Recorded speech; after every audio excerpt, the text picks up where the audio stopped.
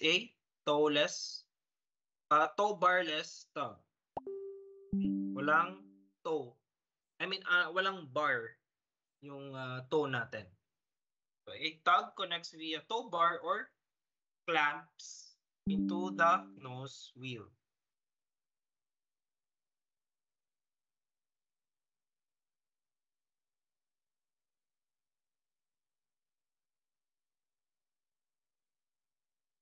Okay, gets guys? Thumbs up lang kayo.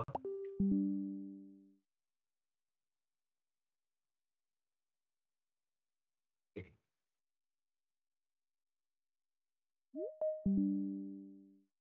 Interphone communication.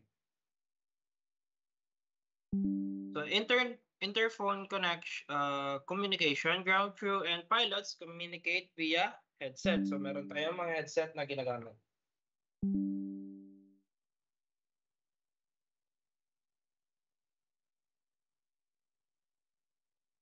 So yung headset natin, yan yung way of communication natin with the pilot and the ground crew. So hindi naman pwede na magsha-shout-shout lang tayo, magsisigaw-sigaw lang tayo, hindi yan madidinig ng piloto, especially if maingay sa labas. And if naka-on yung engines natin, hindi talaga tayo maririnig ng piloto. So that's why we use headset. Hydraulic system configuration. Nose wheel steering is disconnected, typically using the hydraulic system. Siyempre, di-disconnect natin yung nose wheel steering kasi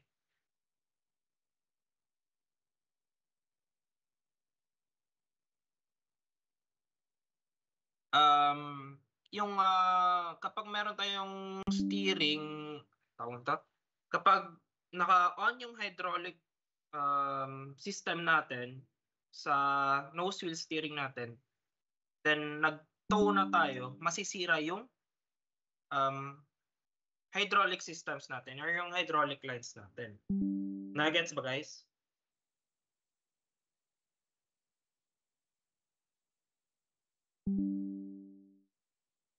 Okay. So engine start sequence, pilot, initiate engine start. So kapag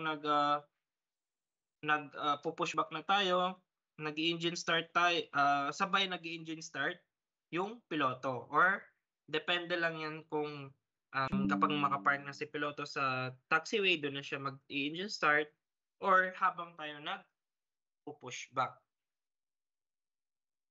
Gets, guys?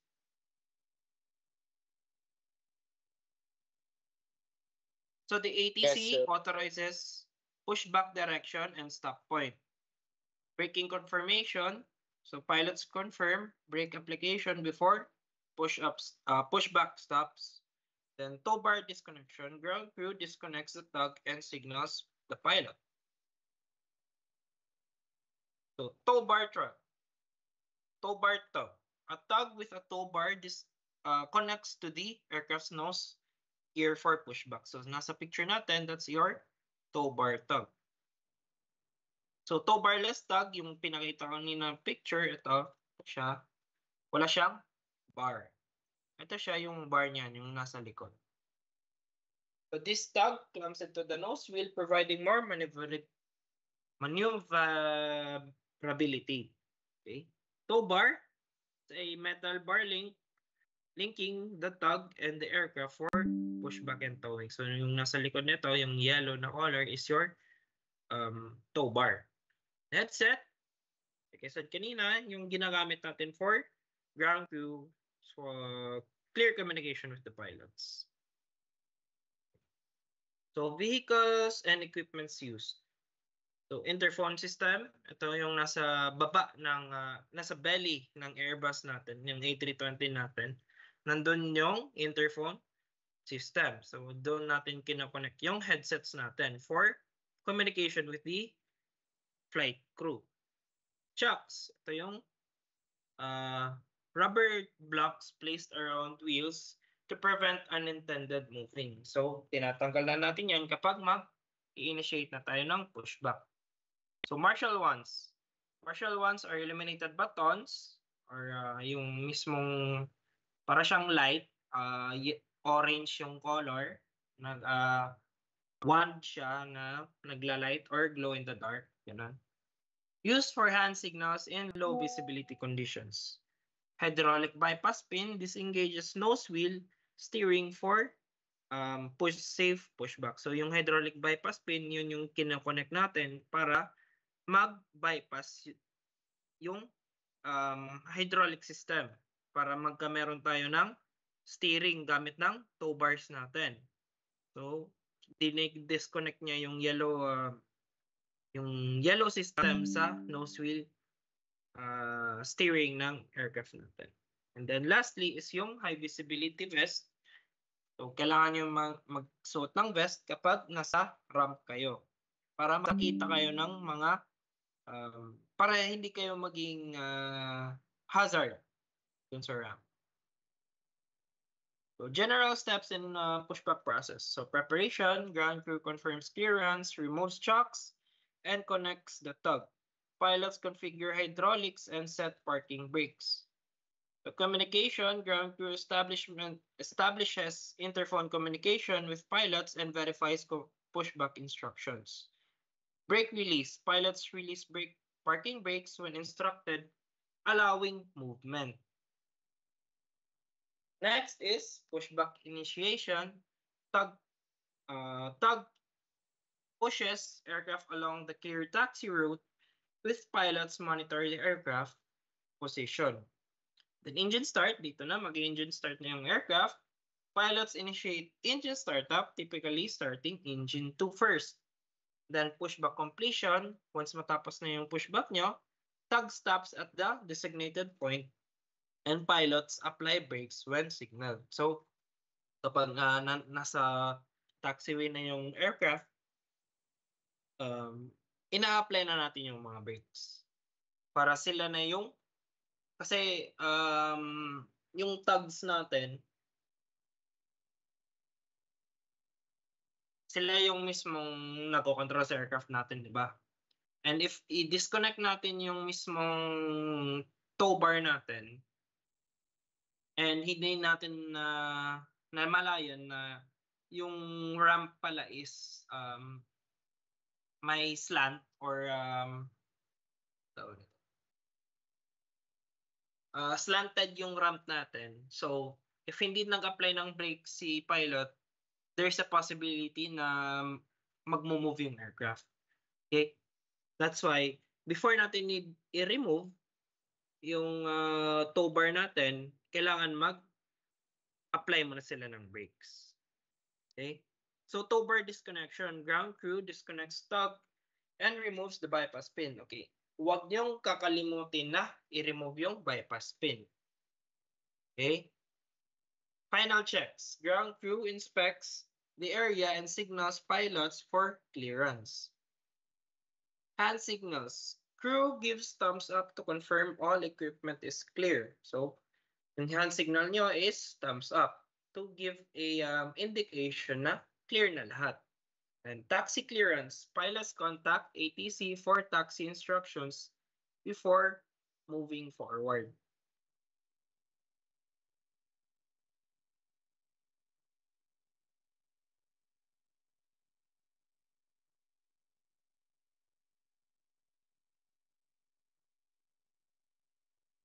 Next. So, ito na yung mga rules natin kapag nasa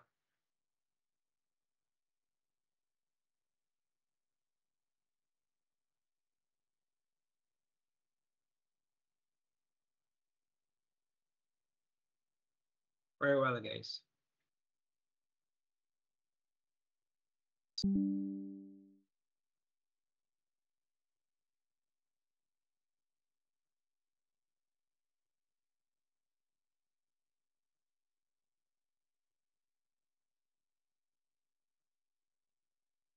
So, pushback personal rules. So, yung mga rules natin doon is first, yung pushback operator. So, that's the tug driver.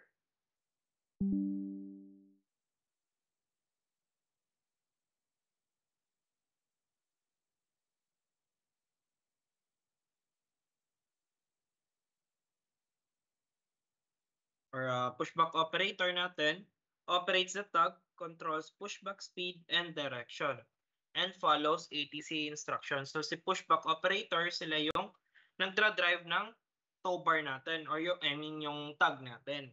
Okay? So they have certain mga licenses before sila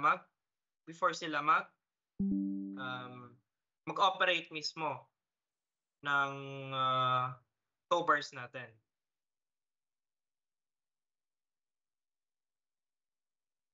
Headset operator. So si headset operator uses interphone. So yung headset man uses interphone to communicate with pilots, relays instruction, and ensures a smooth process.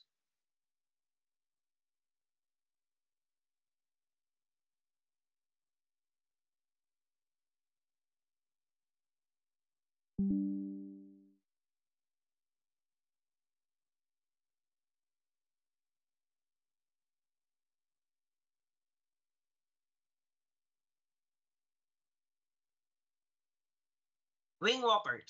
So wing walkers are positioned at wingtips. So ito nasa picture, that is a wing walker.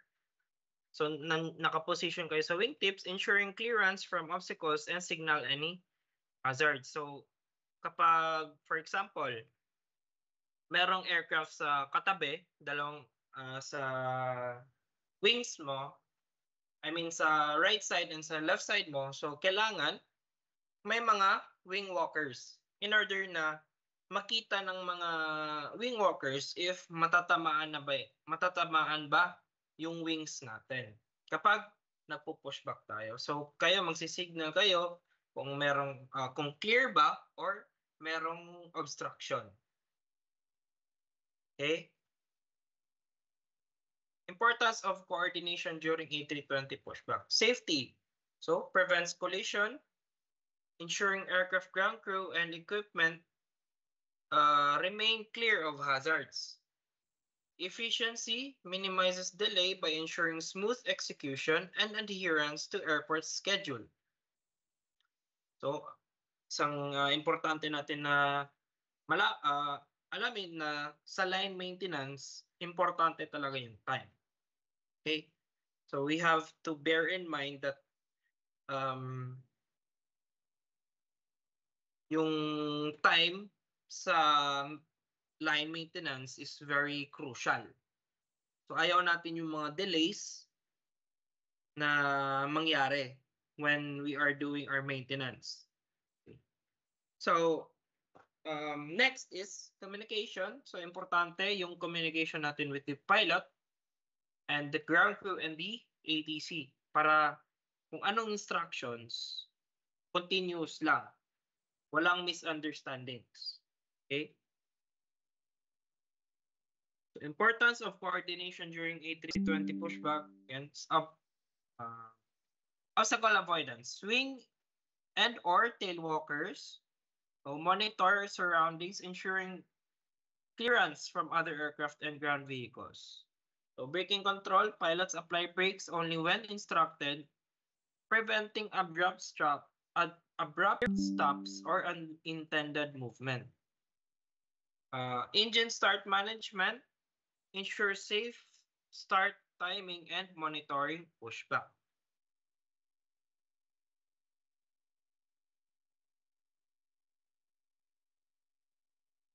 So hydraulic system handling, proper coordination, ensuring the nose wheel steering system is disconnected. So kailangan nyo i-check muna bago kayo mag-commence ng inyong pushback na naka-disconnect yung nose wheel steering. Weather adaptation, so crew adjust pushback procedures based on wind, rain, or icy conditions.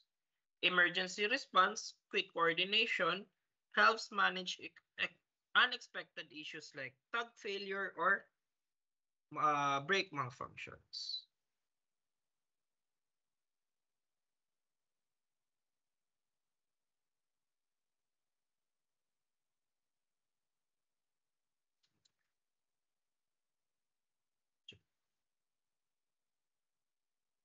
Pushback trap connection.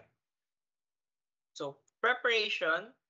The aircraft's parking brake is set to keep it stationary while parked.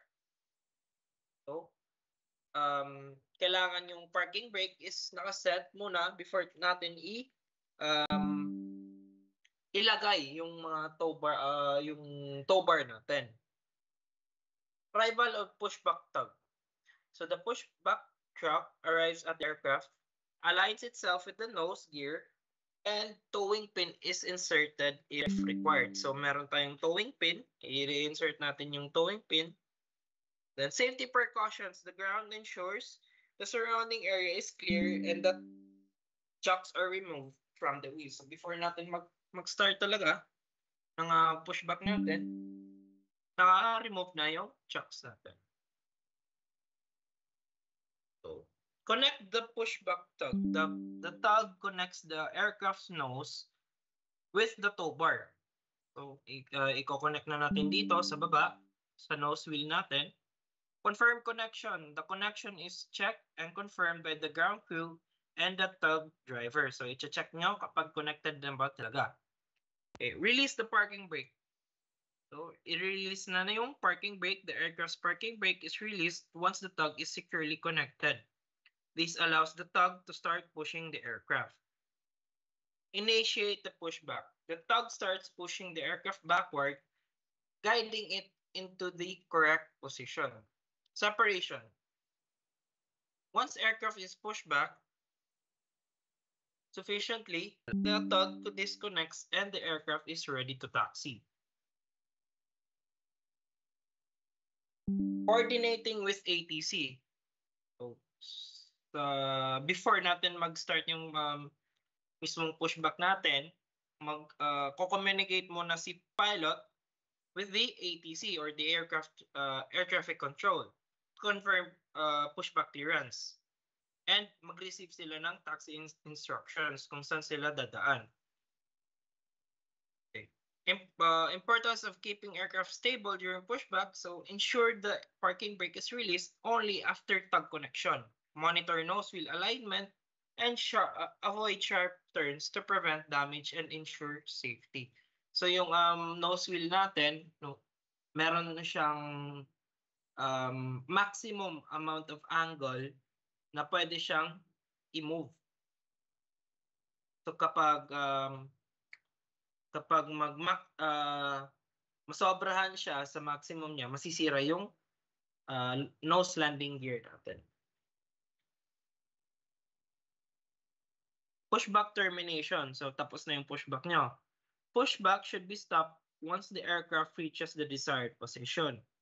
Ensure tug disengagement, parking brake application, and check for safety before finalizing the process. So ensure niyo muna na disengage na yung tug natin. Before that, naka-engage mo na yung parking brake. Then check for safety before check niyo muna yung surroundings, check if closed na lahat yung mga doors, mga latches, mga panels before kayo umalis. Before niyo matapos yung pushback process. So, confirm pushback termination with ATC, ground crew, and flight crew. Ensure all parties are informed of successful termination and ensure a safe transition to taxiing. So, confirm mo na sa piloto na tapos na, confirm mo sa ground crew, and the pilots will inform the ATC. So, pushback challenges. Common problems faced during pushback. Equipment malfunction, aircraft misalignment, blocked pathways, or poor visibility can delay pushback. Handling unplanned events in case of unexpected situations like hydraulic failure or weather-related delays. Communicate promptly with ATC. So, kapag meron tayong mga errors or may mga problems tayo na face, contact kaagad sa ATC. Okay? And ensure safety protocols and adjust procedures as the needed to ensure smooth operation. So, pushback training. Importance of proper training for all personnel. Proper training ensures safety, efficiency, and adherence to procedures during pushback operations. So, types of training. So, isang training natin dito is yung ginagamit natin sa classroom is yung VR. Okay? That's one kind of training. And other training simulations for emergency scenarios like hands-on on-site training for equipment use and classroom sessions for reinforced theory. Headset communication. So, ano ba yung headset communication natin? So, importance for clear, reliable communication between cockpit crew, ground crew, and air traffic control. So, ensuring safe and efficient operations during various phases of flight. So, kapag at all times na nasa ground si aircraft, either arrival, transit check, and departure, meron tayong naka-headset tayo. Okay. Types of headset. Noise cancelling headsets for cockpit communication and specialized headsets for ground crew to block out ambient noise, ensuring clarity during ground operations. Communication protocols. It follows strict ICAO or yung International Civil Aviation Organization protocols to ensure clarity, accuracy, and safety. Standardized phraseology minimizes misunderstandings and ensures efficient exchanges between pilots, ATC, and ground crew. So dapat meron tayong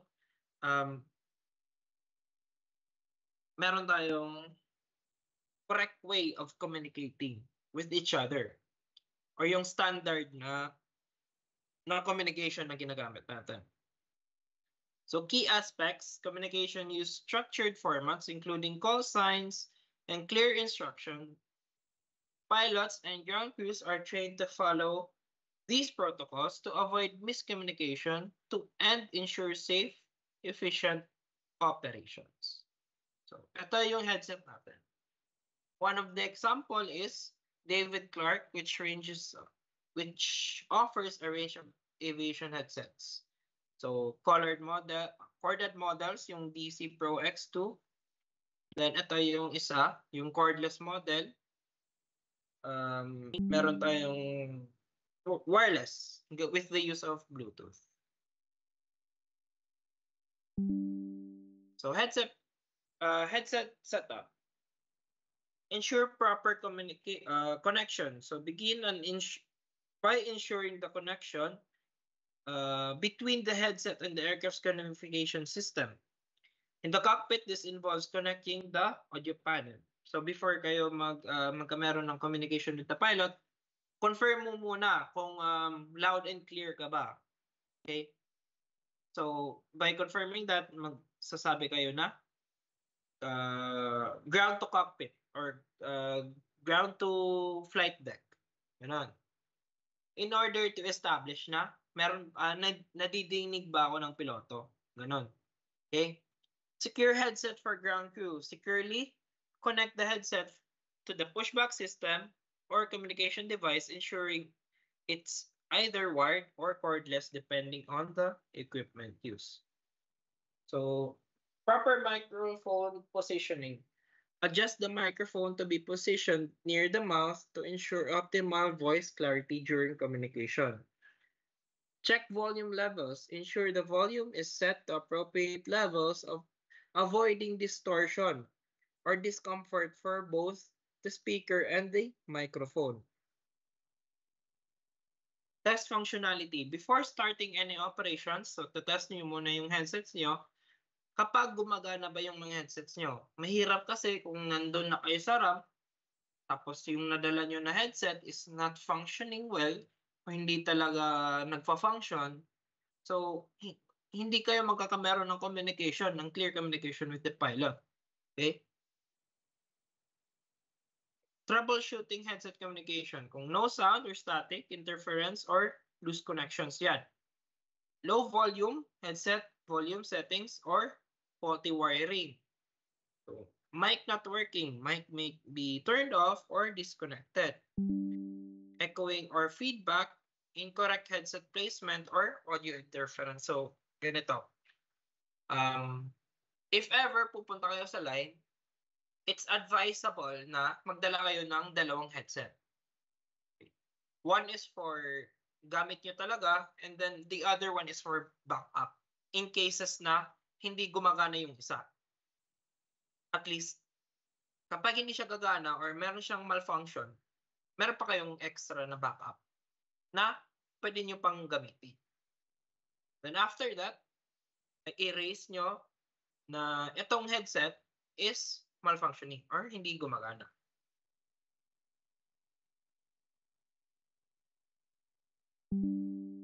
Okay. How to address malfunctioning equipment. So check connections, ensure the headset is securely plugged into the jack. Test volume settings, adjust the volume, and check mute switches. Inspect cables, look for any visible damage or loose connections. Reboot or restart power cycle the aircraft communication system if necessary. Replace faulty equipment, so swap out malfunctioning headsets with the spares. So that's what I said kanina. Kailangan or it's advisable na magdala kayo ng spare headset. So, use of hand signals by ground crew. Why headsets may be supplemented by visual cues. So, noisy environments, high engine or equipment noise may make headset communication difficult. Visibility in low light. In poor lighting or fog, hand signals ensure clear communication. So back up in case of equipment failure, kung hindi gumana yung, for example, dalawa yung dinala mo, tapos hindi gumana yung isa, tapos hindi din gagana yung isa. So, meron kayong way of communication na through hand signals. Okay? So, I think you have meron kayo nung training nyo, yung sa theoretical nyo, yung marshalling. That's marshalling, ramp safety and marshalling. So, tinuruan kayo ng mga hand signals. Common na hand signals natin dito is thumbs up, indicates approval to proceed or readiness for pushback. Waving hand signals stop or halt during pushback. Pointing directs to the aircraft to move in a specific direction. Flat hand signals to slow down or reduce speed. Closed fist indicates stop immediately. Or yung closed fist is actually apply parking brakes also. Okay. Key communication terms. So flight deck cockpit used to refer to the area where the pilots are located. Communication with the flight deck or cockpit is common between the pilots and the rest of the crew. ATC or ground personnel. Tower, ATC, refers to the air traffic control unit responsible for managing air traffic in the vicinity of the aircraft. In the airport, primarily during takeoff, landing, and in-flight communication. Ground crew, used when referring to ground personnel or ATC services managing an aircraft while on the ground, such as pushback, taxiing, and parking operations. Delivery for ATC refers to the ATC unit responsible for providing pilots with their initial clearance before departure, including flight plan details and routing instructions. Approach or departure. So ATC din to. Approach is the ATC service that guides the aircraft as they near the airport during landing. Departure refers to the ATC managing the aircraft as they leave the airport and enter the en route phase of flight. So ramp, ito yung mga nasa ground. So refers to the area of the, yung ramp is kung saan nagpa-park yung aircraft or saan yung gate natin. Okay. The airport, so kung saan nakapark nag-unload tayo, and nagsa-service tayo. Ground crew communicates with ramp for handling, parking, boarding, refueling, and maintenance operations. Runway or taxiway refers to the strip used for takeoff and landing, while taxiway is the path that the aircraft uses to move between runway gates, and other airport areas. Pilot communicate with ATC to navigate these areas. Clearance delivery, specific device service for ATC that provides pilots with their initial clearance, departure clearance, including their flight plan, route, and departure procedures.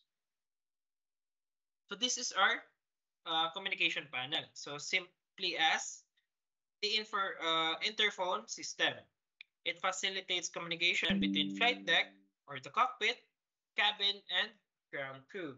So communication with the ground crew must use headsets connected into the interphone system. These headsets are typically plugged into the specific communication jacks located in the cockpit, often near the GPU outlet.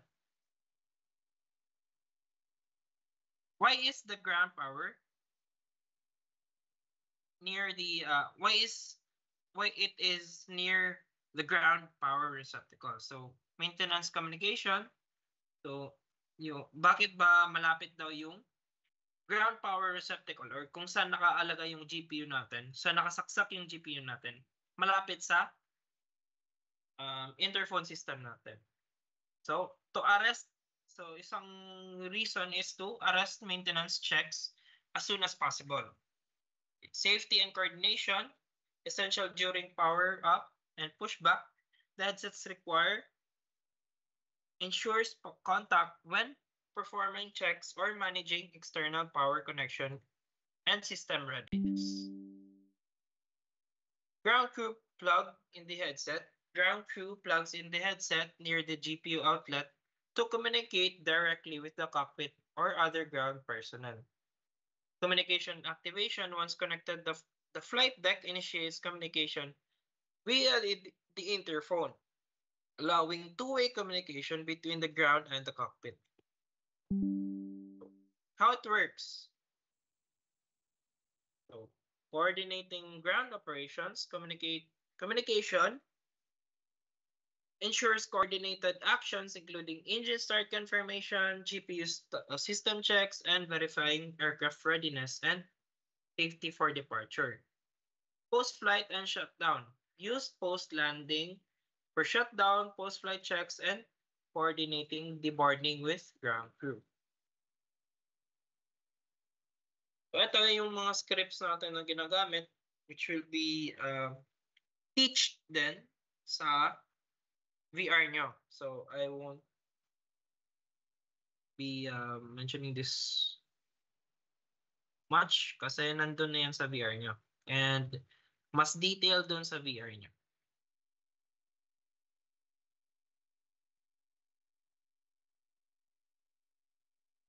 Summary key points to avoid miscommunication and accident.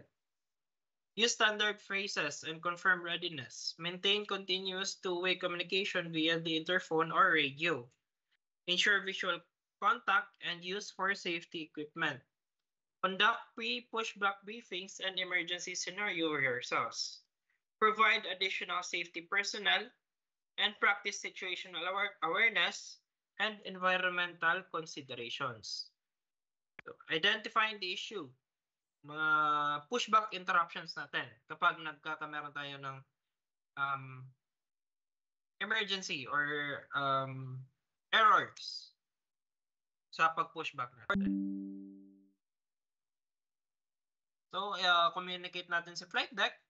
Example, flight deck to ground, we're experiencing a delay. Please confirm the reason for the interruption. So, magtatanong na si piloto, ba't ba tayo nagkakameron ng delay? So, ikaw as a ground personnel, sabihin mo na kung ano yung cause ng delay. For example, we have encountered an issue with the pushback equipment. Stand by for updates. Or actually, dapat magsasabi na kayo na meron na kayo before pa magtanong si flight crew, yung piloto natin, magsasabi na kayo na meron kayong issue sa pushback equipments nyo. So, ground crew to flight crew, sasabihin nyo na pushback is temporarily delayed. We're resolving the issue. Please hold in position. So, mag-reply si piloto na, understood. Stand by for further instructions. Confirm when pushback can proceed. Okay, so kailangan meron tayong constant communication. Adjusting for new instructions, flight crew to ground crew, are there any changes to the pushback procedure or clearance? So, magtatanong na si flight crew kung meron bang bagong procedure, pushback procedure. Okay, so ground crew, sasabihin nyo na pushback clearance is now updated. Proceed with adjusted plan and will guide you. So, sabi na si ground crew na nag-update yung pushback plans nila. Post-delay communication. Pushback complete, flight deck, you are cleared to taxi. So, tapos na, nag-delay from your delays and all. So, sasabihin na si ground crew na, thank you ground, ready to taxi, contact ATC for clearance. ATC communication protocol. So, role of ATC in pushback clearance, granting of ATC pushback clearance provides pushback clearance after ensuring the aircraft is not conflicting with other traffic and that the airport ground operations are ready. Providing taxi instructions after pushback, ATC issues taxi instructions for the aircraft to proceed the runway, ensuring a safe and clear route. Legal requirements for communication during pushback is may regulatory compliance tayo within the ICAO standards or the International Civil Aviation Organization. Nagmamandate sila ng standardized communication procedures for pushback to ensure safety and efficiency in airport operations. FAA and EASA regulations in regions like USA, so USA sila yung FAA, and Europe sa EASA, clear communication is required for these agencies regulated. Clearance before pushback. Pushback must not begin until the flight crew receives proper clearance from ATC and ground operations are ready. So two-way communication, continuous yung communication with the cockpit, ATC, and the ground crew. So communication must be maintained between flight crew, ground, and ATC to ensure safety during pushback and taxi. So key legal communication requirements, recording communications related to pushback, including requests and clearances, must be recorded as per regulatory requirements for safety and audit purposes. So, any question, guys? May nuggets nyo ba yung mismong pushback and headset communication? Guys, can you hear me?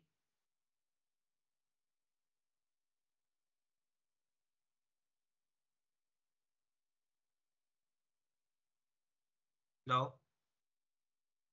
Any questions? Any questions?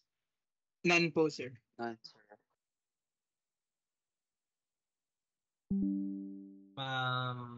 Everything was clear lang ba?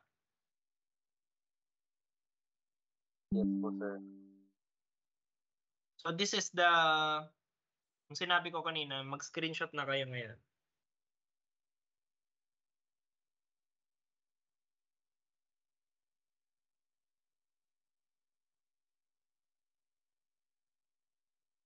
Screenshot na kayo, guys, before tayo mag-end. I'll be sending a link mamaya na doon kayo mag-a-answer ng form nyo for your attendance now, today. Klaro ba?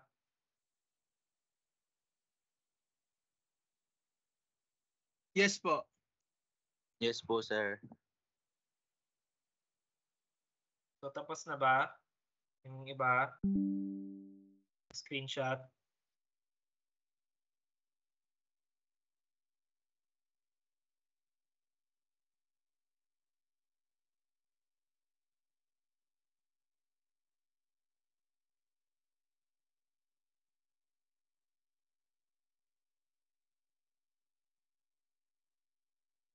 So that's it for today, guys.